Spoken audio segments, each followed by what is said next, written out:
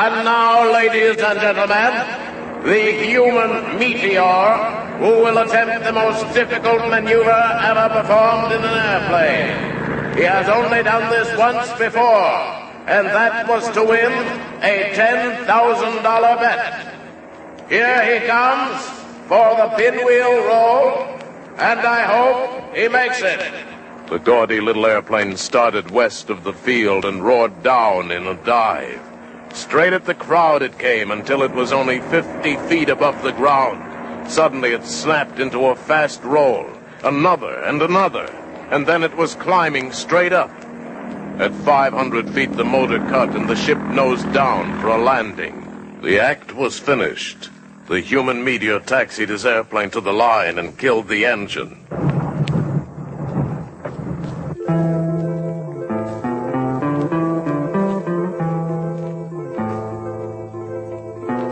And thus we begin another story by The Player, starring America's most versatile actor, Mr. Paul Frees. We'll be with you after a worthwhile message from your announcer.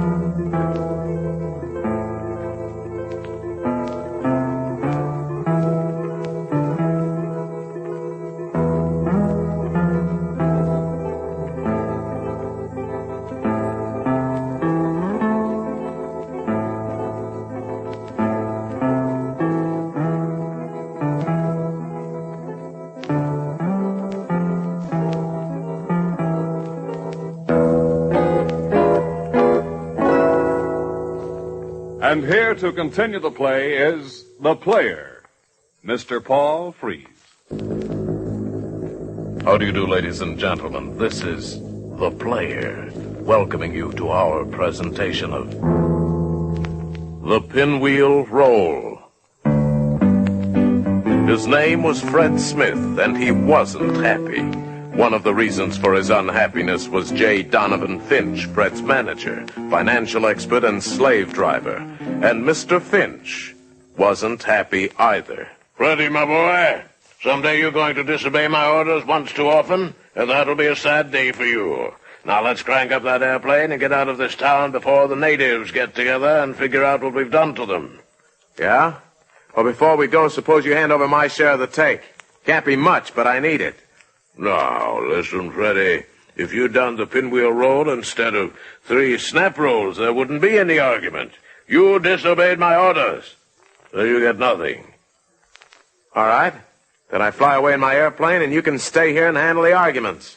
J. Donovan Finch began to turn purple with rage, but he knew when he was licked. A growing, angry murmur from the crowd told him that a few of the spectators knew something about flying, and knew that they had been gypped. He knew it was only a matter of a few moments until explanations would be demanded. Explanations which would be hard to make. Very well, Freddie, my boy. Here's $21. 50% of the take. Yeah? Let's see all the money you got in your pocket, J.D. J.D. pulled out the contents of his pocket. Fred counted it rapidly and found that it totaled $28. He picked out $3.50 in small change and turned toward the plane. Come on, J.D. The hungry wolves are on the trail. Let's get going.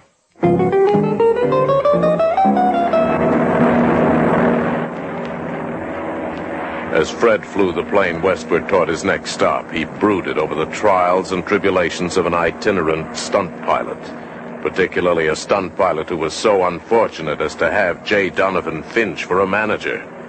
The Mr. Finch in question sat in the front cockpit, filling it from side to side with his pudgy bulk.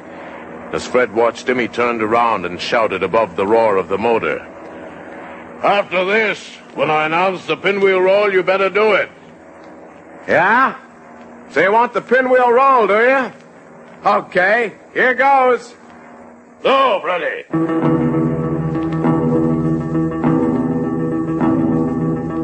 J. Donovan Finch had intermittent headaches and heart attacks for a week after his introduction to the pinwheel roll from the pilot's viewpoint. It was a very tough maneuver for both the pilot and the airplane. It consisted of a huge outside loop while the plane was doing a continuous series of slow rolls. The fact that Fred could do the stunt at all testified to his skill as a pilot. He could have been pulling down impressive money as an advanced flying instructor or test pilot.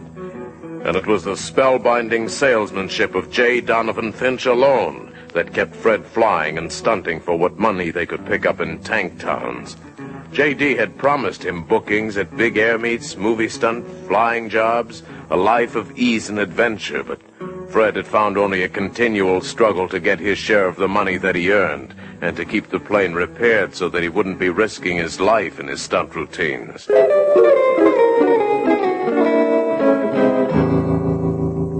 Well, the whole thing came to a head in Texas, where the collection had amounted to only $15, and where Fred had snapped the airplane out of rig doing whip stalls 500 feet off the ground.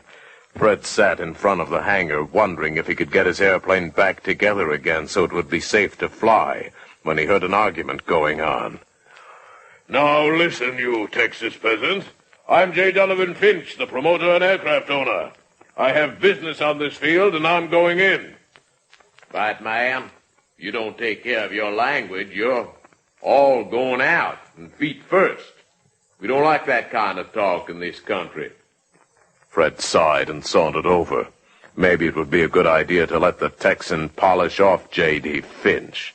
Then Fred could get a job and stop worrying. He stepped up to the guard. That's all right, mister. This is my manager. He has these crazy spells every once in a while. Has a weak heart and a weaker head. I'll take care of him. Oh, I didn't know he was test, boss. I was about to let him have one. Yeah, you and me, brother. I'll see that he doesn't bother you anymore. With that, Fred hustled J.D. back to the ship, but got no thanks for his help. J.D. sputtered and fumed. Why, the idea. Trying to stop me, J. Donovan Finch, the movie producer, the originator of the super pinwheel roll. Hey, wait a minute, J.D. What are you babbling about? What's this movie producer stuff?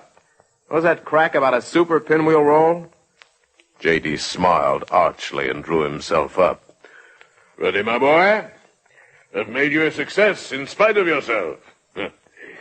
Tomorrow morning we fly to Randolph Field, where you're to be starred in a motion picture. A mighty epic of the Skyways being made by Mammoth Productions. Hey, just a minute, pal. What do I have to do and how much do I get? Why, that's the big surprise, my boy. For just a few minutes' work, you will receive $1,000. 50% of that, less my 10% as your manager, leaves you $450 profit. Yeah? But we'll settle that later. What do I have to do to earn that small percentage of my share? Why, that's where my genius comes in, my boy. For this great occasion, I've invented the super pinwheel roll. You do the roll just as usual, except that at the bottom of your outside loop, you fly through a huge hanger, inverted. When you come out the other end, you start rolling again and finish the loop. That's just ducky. Yes, I knew you'd like it. And the contract reads that you only have to do it once. Successfully. Now look, J.D.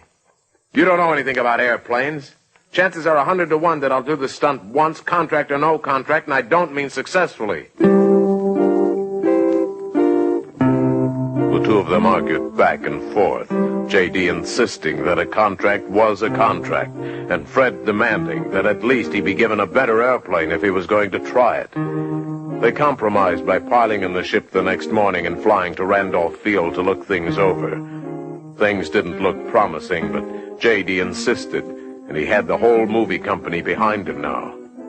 They waved the contract in Fred's face. They showed him how big the hangar was. And when he still refused, they threatened to get a judgment for damages against him. Fred was hooked. He'd been sold down the river.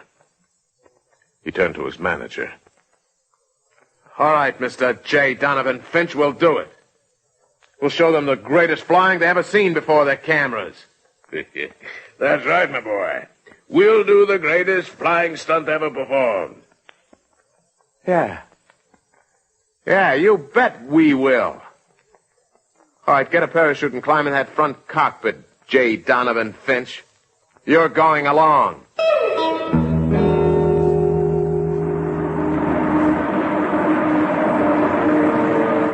The cameras ground as Fred and J.D. came curving down the sky for the super pinwheel roll.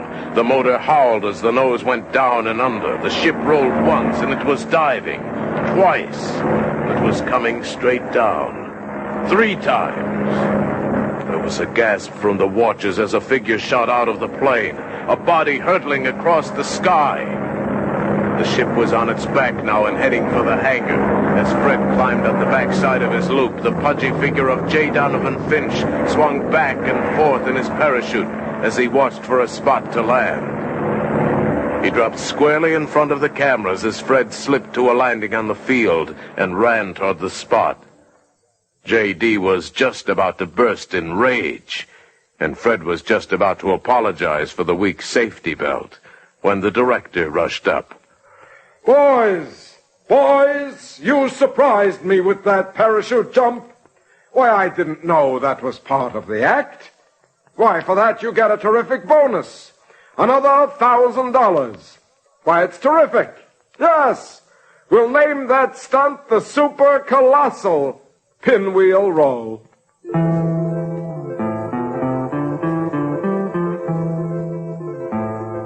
And that's the end of another story as told by The Player, your one-man theater, Paul Frees, who portrays all of the parts. Mr. Frees will return to the microphone after a brief message from your announcer.